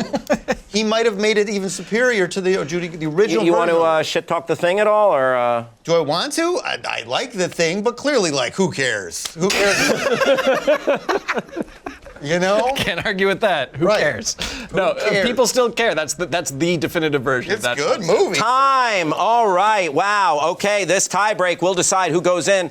Emma, do you want to hit us with any facts? I mean, so this 1925 Wizard of Oz, let me tell you, it actually has mixed reviews. It's not universally panned. Actually, there was a publication in Variety that described the film as a corking picture for children, which I had to look up corking. Don't let Larry Seaman make a corking picture. Yeah, corking, see? Oh, it's a corking good time. Yes, it's a corking good time, which apparently means splendid. And yeah, I mean, I think the Eagles are pulling in $5 million at Sphere and Backstreet Boys $4 million at Sphere. I can't quite get the numbers on Wizard of Oz. There was a new article a couple days ago. Hollywood Reporter, I think. Thank you, Emma. So both solid choices. Mike, you really pulled that one out of nowhere. And Spencer, I thought you had a great, argument for The Thing being a classic and naming some of the stuff we love about it, and that the other film is campy and a product of its time. Mike, I thought you had some delightful thoughts in regards to the entire Wizard of Oz oeuvre, but I think Spencer dinged you a little bit, talking about our subsequent journeys to Oz, lifting the material, that much more. And you didn't really have any takedowns of The Thing, or we just had some delightful Oz talk, which, Mike, I want to hear you talk all the time. That's why I would listen to Podcast The Ride, subscribe. But in this instance, Spencer had the better argument. Welcome to the speed round, all right. Spencer. All right. Mike, great stuff all day long. Delightful, funny, handsome. Thank you. Creepy. You haven't aged your day. Wonderful. Welcome to the speed round. Okay, so Dan is up by 2 points. So Dan must win 2 out of the 5 rounds to take the whole kit and caboodle. Dan must win 2 of these points. In the speed round, they will each have 30 seconds. So I will ask the question. They'll shout out their answers. First one to get their answer out will begin to speak first. They'll have 30 seconds. Other fighter will get 30 seconds, and then 20-second rebuttal, 20-second rebuttal. And Emma will chime in with facts, and she will be our official timekeeper. I appreciate you. All right, shall we? Let's. Again, it's 3-1. Dan needs 2 answers. 2 points to win. Question number 1 of the speed round. Who would be the most annoying movie character to go on a road trip with? Minions, any one of them. Frank? I don't care. One of them. Well, if I can get him at a pair, I'll do Harry and Lloyd from Dumb and Dumber, but if not, just Lloyd, which is Jim Carrey's character. I believe Lloyd Christmas is his name. We'll let you argue for Harry and Lloyd because he has plural minions, so no problem. Minions were first. 30 seconds on the clock for Dan. Emma, you ready? I'm Dan. ready. If you know one thing about me, it's that my name is Dan. If you know 2 things about me, it's that I hate the Minions. I despise them, and it's because they are annoying. And imagine going on a road trip with those gibberish-speaking morons, those little yellow devils, because not only are they going to annoy the hell out of you, they're going to wreck your car, they're going to, every time you stop for gas, they're going to be setting the building on fire. They are absolute nightmares. I can't think of a fate worse than being locked into any kind of vehicle with those gibbering assholes for any length of time. All right, Dan, strong out of the gate. 30 seconds on the clock for Spencer. Harry and Lloyd. Harry and Lloyd and Dumb and Dumber is a road trip movie beset by catastrophe, and it's all their fault. They are breaking cars, they are screaming in people's ears. One of their famous bits is, do you want to hear the most annoying sound in the world? They're picking up hitchhikers. They kill multiple people and animals along the way. That is going to be the worst time. They're terrible at keeping directions. They go in the wrong, away from their destination. They have to sell their car to make it to the end. They're spending money they don't have. That would be the absolute worst people. Time. 20-second rebuttal, Dan. I mean, Harry and Lloyd, most of the things that they get into are against the people that are like trying to kill them. So there's a lot of misunderstanding. I think you can corral them. They're sweet guys, ultimately, and they're, I think you can corral their energy. The Minions are nightmares unleashed from the fiery bowels of hell. There's nothing you can do to make them any more tolerable. Harry and Lloyd, you can get to know them. You can start a conversation. Time. They're not sweet guys. They sold a dead bird to a blind kid, Dan. They sold Petey to raise money for their trip.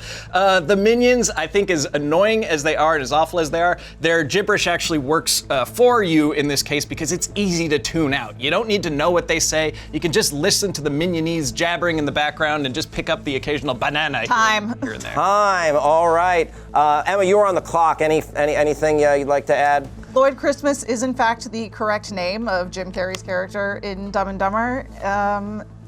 And Minions love bananas, that's fact. Wow, both great arguments, both great choices. Dan, when you chose Minions, I'm like, oh yeah, but then Spencer, you listed this wake of destruction that Harry and Lloyd wrought, and then Dan, you talked like they were sweet guys, you know, at the end of it. You could really corral them, and that was interesting. But then you dinged, you had a good counter to that. They sold a blind kid a dead bird. Like that's just wrong. Also, a dead bird is probably full of disease. So that poor kid. And then you said you could tune out the minions. So yeah, at the end of the day, I thought Spencer parried, sidestepped, and gets the point. It is 3-2. It is 3-2. By the way, so close. Roger Ebert, I remember, said he didn't like Dumb and Dumber, but he said that joke where he cuts to the kid saying "pretty bird," he said it made him laugh so hard he embarrassed himself. Okay, question number 2 of the speed round. It's now 3-2. Dan over Spencer. Right. The Winter Olympics just happened.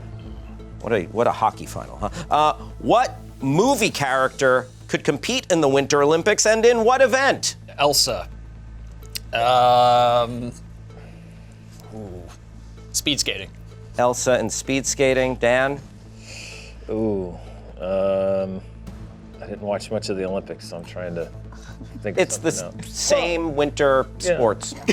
Okay, the bobsled, the Jamaican bobsled team from Cool Runnings. Oh, there you go. Remind me, what was the question? The wording of the question? The Winter Olympics just happened. What movie character could compete in the Winter Olympics and in what event? Okay. All right, we heard Elsa first. 30 seconds for Spencer. Elsa could compete and win. She is a druid. She is a witch who holds sway over the domain of water and ice. She ice skates, slides, and just strap her on some regulation skates, and she can use her powers to boost her around. She's not even breaking a sweat when she propels herself through the air on her snow and ice. She could do as many laps. I'm thinking long distance ice skating. She's got, if she can get it past the judges, she can just propel herself in perpetuity around an ice skating rink. Dan. The Olympics love a great story. What's a better story? The underdog Jamaican bobsled team who's going to go out there and compete as hard as they can, or a ringer who can literally have his domain over ice and snow?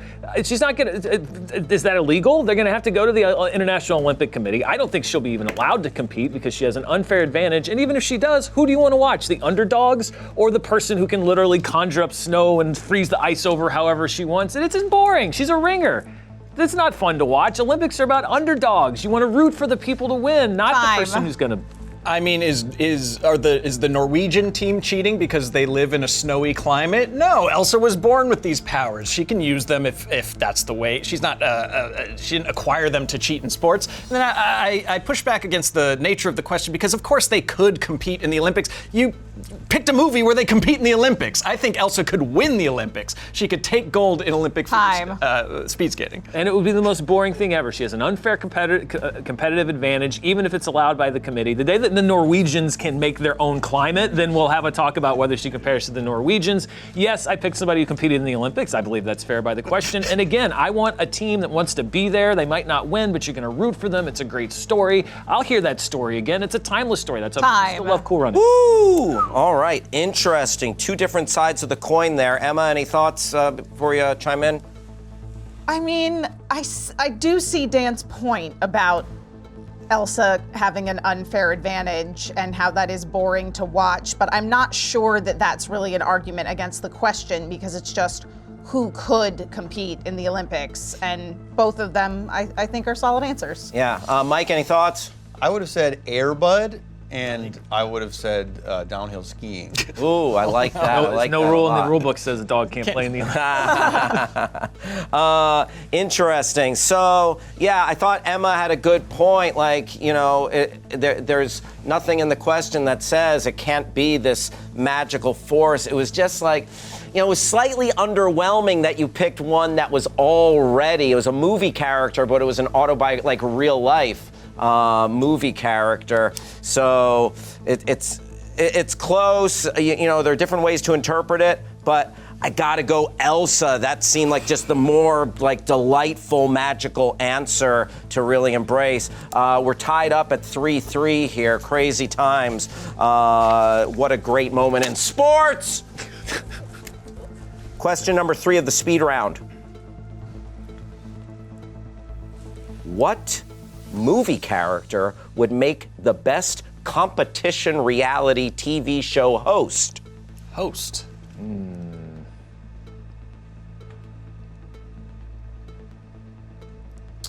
Best movie character host for a reality TV show. Professor McGonagall?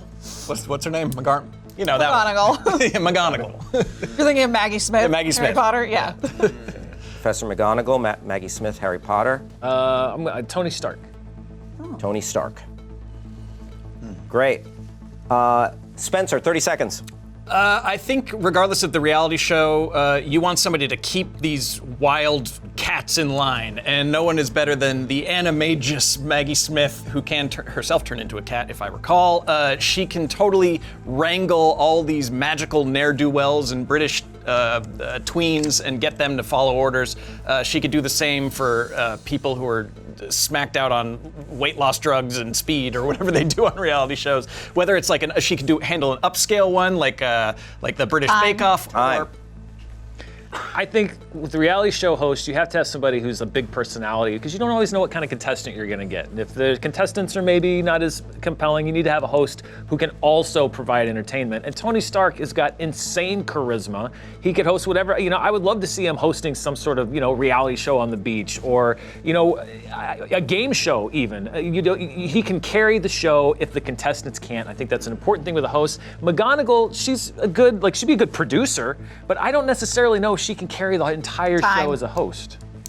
You don't want the host to carry the show. You want the host to keep the show moving and keep it interesting and move it along and in order. Tony Stark is going to steal the spotlight. It would be the Tony Stark show, and where is Fantasy Island? Every time Tony Stark's not on screen, people will be asking, where's Tony Stark? I like that guy, I prefer him. Also, he might get totally wasted and make a fool of himself, and they'd have to stop production. The lawsuits. First of all, if that did happen, it's already a reality show, so that's compelling television. And I think that sometimes a host like Jeff Probst is as closely associated with Survivor as the contestants on the show. I don't think that hurts the contestants. It just makes them integral to the show. Whereas McGonagall, again, I just don't think that she adds a lot other than a soothing presence. Maybe 1 out of 10 reality shows that would be appropriate for. Tony Stark could host anything, and I think it would be compelling. Time. All right, Emma, any thoughts? I do see Dan's point about needing a charismatic host because a lot of the time with reality show contestants, you're not 100% sure what you're getting. I get where Spencer's coming from, but ultimately I think that it comes down to a host who can, like Dan pointed out, like Jeff Probst, be just as iconic as the show itself. Mike? I would have picked Oppenheimer. What have I done? Okay. Spencer, I was vibing with you a little bit, but then it just became a little too specific to the Potterverse, the skills that you were listing. Dan, I thought you sold me on the better host, the more compelling person to do that job that was in the question. Dan gets that point. It's 4-3 Dan. Last question of the speed round. Question 4 of the speed round. Match point. Spencer could tie it, or Dan could win it right here. Dan could win it right here with question 4 of the speed round. It is 4-3 Dan. Scream 7 opens this weekend. In honor of that, what's the greatest horror franchise of all time?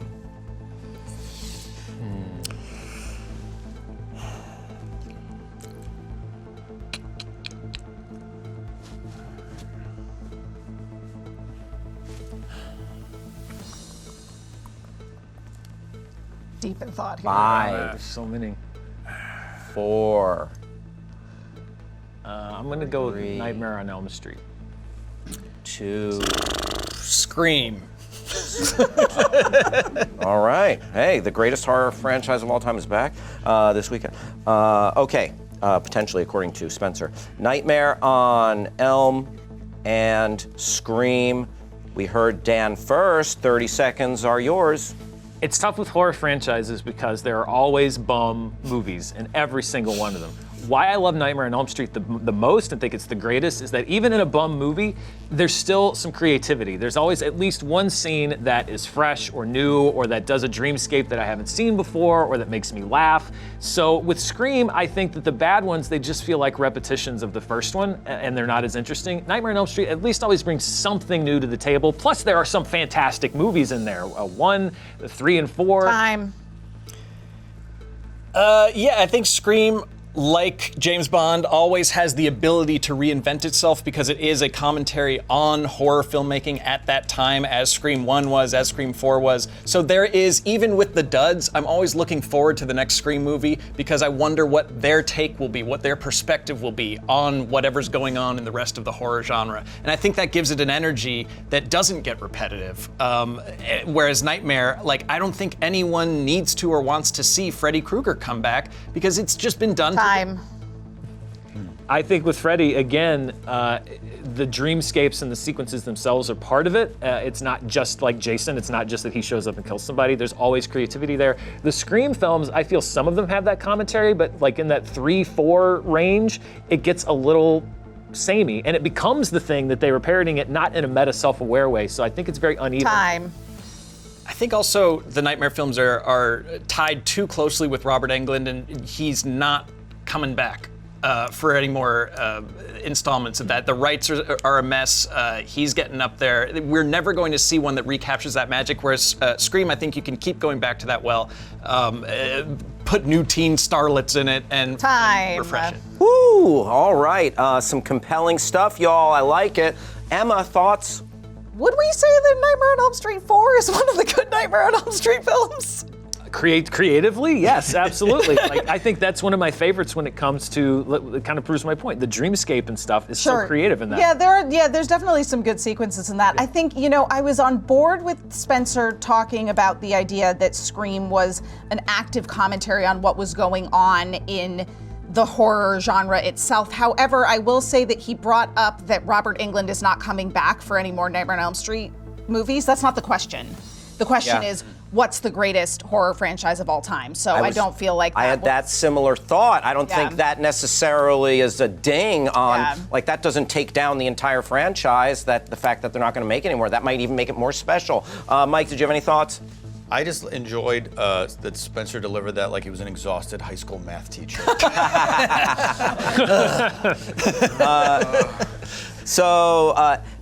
Dan had some great points about what we love about the Nightmare movies, and he made the apt observation, like he self-owned that, like, okay, yeah, there are some duds in there. We also admitted there are some duds in the Scream franchise. We talked about the meta commentary, and I think that's a blessing and a curse here, especially in regards to this question, that sometimes it becomes what it's parodying, or sometimes, like, is it as inventive if it's just talking about the source material in a brilliant way, but the greatest? I thought also that Robert Englund point that Emma brought up, I thought that does not demean the power of the franchise at all. So for the argument, to the letter of the question, what's the greatest horror franchise of all time? I thought the best answer never was changed. Dan. Dan takes this. Movie fights. Ridiculous. You know what? Some things just feel familiar, Feels nice. like a cozy blanket. Dan, congratulations. Nicely done. Thank you. Spencer, awesome stuff, making it so interesting. Always a bridesmaid, Hal. And Mike, just... you've got a glow about you. Really? Yes. Think so? What a blast, you guys. Emma, just so, like, adding so much context and just, like, gems of info. Emma, do you want to plug anything? Tell us where we can find you. And all that good stuff. If you're browsing any.fandom.com wiki on any given day, you might get a pop-up video of me somewhere in a corner, so do that. Yes. Awesome. Thank you, Emma, for just really holding it down and coming up with the awesome info. Spencer, if you had one credo that you live by, what would it be? Be nice. I love that. Timeless. Any other thoughts? Want to plug anything? No, man, just so happy to be doing this again. We're planning on doing it at least once a month. So same bat time, same bat channel. Awesome. Next one will be after the Oscars, right? Hell yeah. Yeah. Mike Carlson. Podcast The Ride is a theme park podcast, ostensibly, but there's also other things. We will talk about a Paul Lynde Halloween special, a long dead actor from the 70s. So we'll do a lot of kitsch. We do a lot of things that are interest to us, not just theme park rides, but it's a lot of theme park rides. It's delightful, and you guys have awesome chemistry. I had fun talking to you. Thank you. We talked about baseball theme park stuff. Yeah, it was it was really fascinating, and you guys know your stuff, and it's just a delight. And Civico, Rise to the Challenge. Right on. Yeah. Thank you. Oh, that's your words to live by? I guess. Yeah, I love that. Mike Carlson, thank you. Dan Murrell, wow. Like, it looked like you were going to run everybody off the road. It got close there, but man, Dan, you're a good movie fighter. I think that goes without saying. Please hit us with anywhere we can find you and maybe some words of wisdom. Yeah, well, no, it was a pleasure to do this. I've missed it, and I've missed all of you, so it was great to put the movie fight belt figuratively back on and do this. It was a great time. And Emma, as the first person to sit in that chair, I think you did a fantastic job with your first fact checking. So it was a great time. Thanks for having me out here. You can find me on YouTube, Dan Murrell Movies. You can put that into YouTube, youtube.com/Dan Murrell Movies. I'm on Instagram @MurrellDan. I don't really post anything, but I'm there. So heck yeah, you can find me there. But yeah, more than anything, this has been a lot of fun. Dan, had a great time. Awesome job. I had a blast. Thank you, everybody. If you're watching it for the first time, welcome. Oh, if you're old school, welcome back. Yeah, what a great time this was, y'all. I had so much fun listening to everybody, and tough job deciding between those great arguments, but it was a blast. It was a blast. Thank you, Emma. Thank you, fellas. Thank you, everybody, making this happen. And I'll second what Spencer said. Be kind. But rewind. No, don't rewind, because people don't use the videotapes anymore. Dan's wearing a Blockbuster t-shirt. I am. Thanks for watching, everybody. Hoot, hoot. #AllNation. Bye-bye.